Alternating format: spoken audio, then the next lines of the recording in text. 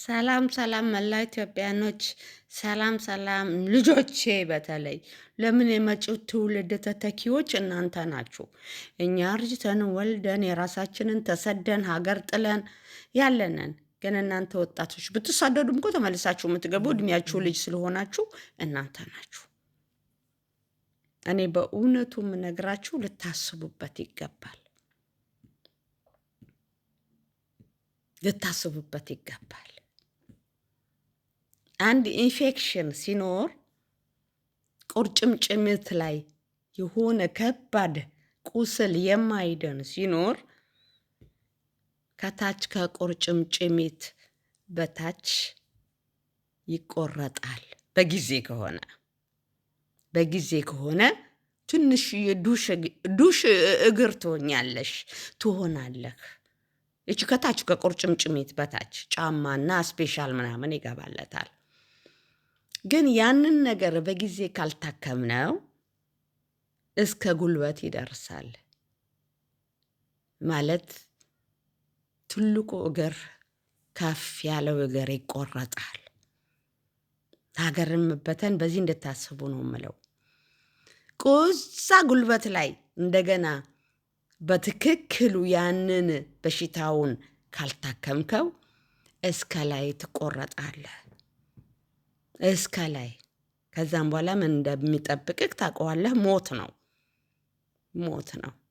ስለዚህ አሁንም ብዙ ረፍዷል። ምንም ለምንድን ነው የምትፈሩት? ቤትህ እኮ ተንካክቶ የምትታረድ የምትገደል ሰው ነህ።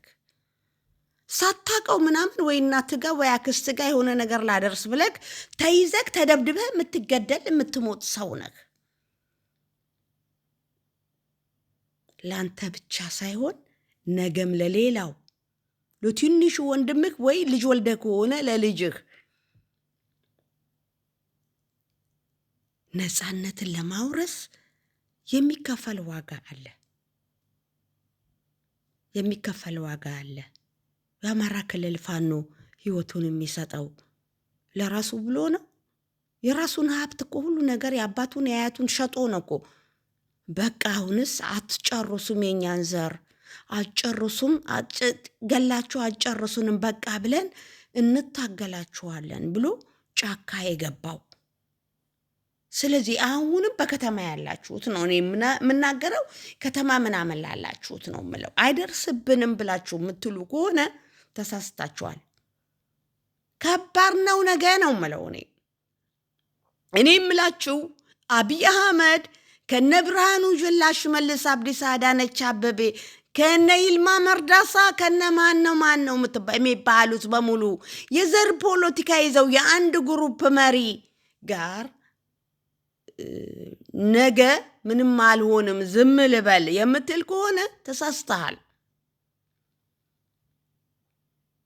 ሌሎቻችሁም ተቀናጃን፣ አንድ ላይ ነን፣ የግዴታ እንመርጣለን፣ እሱን መምታት የምንችለው በምርጫ ነው ብለህ የምትል ከሆነ ተሳስተሃል። የት ቦታ ሄደህ ልትመርጥ ነው? የት ነው የምትመርጠው? የት ሄደህ ነው የምትመርጠው? ህዝቡስ እንዴት ብሎ መጥቶ ነው የሚመርጠው? ልታውቁ እኮ የሚያስፈልገው አብይ አህመድ ኢትዮጵያን እየመራ ነው ወይ አይደለም? እየመራ የትም አይሄድም። በሄሊኮፕተር በየቦታና ወይ ታንክ ምናምኑ ጀቱ ተከቦ ነው እኮ አንድ ቦታ የሚሄደው። ባሌ ሲሄድ እንደዚሁ በነፃ ሄደ ይመስልሃል እንዴ? በሄሊኮፕተር ነው። ስብሰባ ሲሄድ ራሱ የሱ ውሻዎች፣ የአማራ ባንዳዎች አማራ ክልል ሲሄዱ ተባረው ለወጡትም በነፃ የሚሄዱ መሰለ እንዴ? በነፃነት እኮ አይሄዱም። ቤታቸውም አይደለም። ትንንሹ አዛዥ ራሱ አንድ ጦሽ ሲል የት ናቸው? መከላከያ፣ ፈሳሙ መከላከያ፣ ለዛውም እዛ ነው የሚደበቁት። ከዛ ሄሊኮፕተር ተልኮላቸው ወደ አዲስ አበባ ነው የሚሄዱት። ይህ እንድናውቅ ያስፈልጋል። ታዲያ ከተበረታ ትግሉ ይህንን ሰይጣን መንግስት ከነግብረ አበሮቹ ተመልሶ እንዳይመጣ ህወሓትን ኢህአዴግን ተዋግተናል ትላለህ። ወንድ ከሆንክ ይኸውልህ ሲቪሉ ህዝብ አሁን ነው። አብይ 2018 ምርጫ መደረግ የለበትም። እንደውም 2018 ግንቦት 24 ምናምን የሚለው ነገር አይሰራም። መቼም ሆዳሞቹ ጨጓራሞቹ የፓርላማዎቹ አይደሉ? ነገሩ እየጠነከረ ሲመጣ እነሱ ራሳቸው ያወርዱታል ሆዳቸው ስለሚጎል። ጠቅላይ ሚኒስቴር እኮ መውረድ ይቻላል። 5 ዓመት መጠበቅ አይጠበቅበትም። ነግሬያቸዋለሁ ቀደም። 5 ዓመት እኮ ግዴታ አይደለም እኮ ጠቅላይ ሚኒስቴር። በ3 ወሩ እንኳን እኮ ፍንቅል አድርገን እናባረዋለን። ጨጓራ ፓርላማ ስላለ እንጂ አጨብጭብ ሲባል ያጨበጭባል። ስልክህን እዛ አስቀምጥ ፓርላማ ላይ። የሌላውን ዓለም ጥሉን አታውቁም እንዴ? ፓርላማ የሌሎቹን አውሮፓ ብትሎ አሜሪካ፣ የእያንዳንዱ ፓርቲ። እዚህ እኮ ምንም የለም። ግማሹ ያንቀላፋል፣ ግማሹ ይተኛል። አንድ ሰው ከተናገረ በቃ አብይን አህመድን ልክ እንደ ኢየሱስ ክርስት ብለው እንደዚህ አንጋጠው የሚያዩ ብቻ ናቸው እኮ። እንደዚህ ሀገር አይመራም። ኢትዮጵያ የተበተነች ቀን ፓርላማ በሙሉ እኮ ተበትኗል ማለት ነው። ይህን እንዲያውቁ ያስፈልጋል። አባገራ ኛታ እንጂሩ ኢትዮጵያ የተበጣጠሰች ቀን ወኒ ልቅም ሲቱ እንጂሩ ኢሲኒ አጀስና ፍርድ አለባችሁ ፓርላማ ውስጥ 2,000 ሆንክ ምን ሆንክ? ፈሳም በሙሉ እንቅልፋም በሙሉ ምትረፈሳም ደንቆሮ በሙሉ ተምሮ እንዳልተማረ የሆነ ፓርላማ በሙሉ ይሄ ነው የምላችሁ። 2018 ምርጫ የምትለው ምኑ ነው ምርጫ? ትንሽ ሰው እናስገባለን ያለው አብይ አህመድ ፓርላማ ላይ ንጉስ ሙሴ አብይ አህመድ ቅለ ራስ መታቡ ቄዳ ነምቻካና አሙማ ሃዴሙ እንጃና እንዴት ነው የምለው? ኢትዮጵያ ሳትበተን በፊት ይሄን ልታስቡበት። ፓርላማ በምንም ገንዘብ መብላት አትችሉም። የሁሉ ህዝብ ተወካይ ሆናችሁ ኩርት ብላችሁ ተልካችሁ ኮሪደር ያላችሁ የምታዩ በሙሉ ዋሄት የለም። ትላልቅ ሆቴል ውስጥ መብላት የለም። ለህግ ትቀርባላችሁ። ለምን? ይሄን 7 ዓመት ከአብይ አህመድ ጋር ቆለጥ ሆናችሁ ህዝባችሁን ያስጨረሳችሁ። በትግራይም ሆነ በአማራም ሆነ በጉራጌም ሆነ በአፋርም ሆነ ቤትም ታያላችሁ ነው የምላችሁ። ስለዚህ ምርጫ መደረግ አይቻልም፣ አይሆንም በሉ።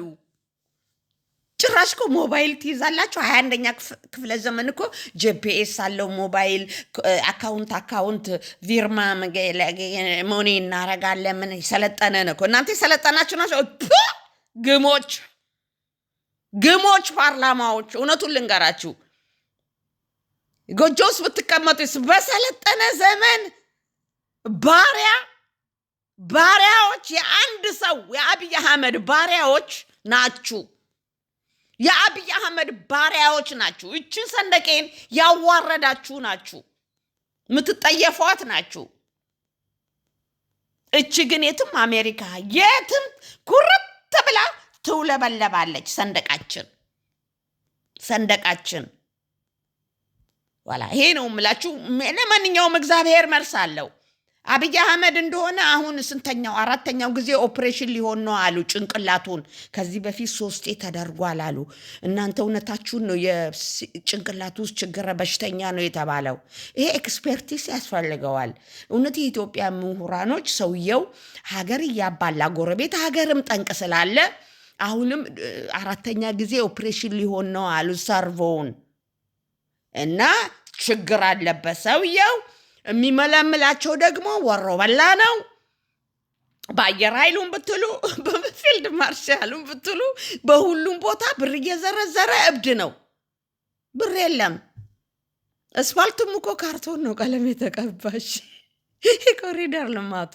ስለዚህ እምቢተኝነት ነው። ምን ህዝባዊ እምቢተኝነት ነሰሰሪ ነው የምላቸው። አስፈላጊ ነው። ኢምፖርታንት። እሺ አስፈላጊ ነው የምላቸው።